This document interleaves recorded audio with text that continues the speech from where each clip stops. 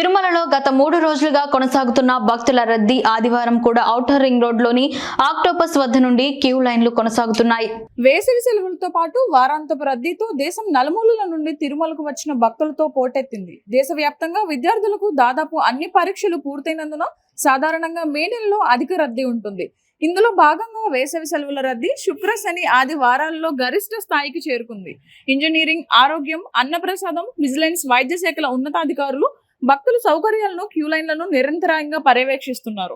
మాతృశ్రీ తరిగొండ వెంగమాంబ అన్నప్రసాద భవనం, తిరుమలలోని అన్నప్రసాద కౌంటర్లు, నారాయణగిరి ఉద్యానవనాలలో పాటు భక్తుల రద్దీ అధికంగా ఉండే ప్రాంతాలలో ఆహారం, పాలు, త్రాగునీరు అందించేందుకు టీటీడీ విస్తృతమైన ఏర్పాట్లు చేసింది.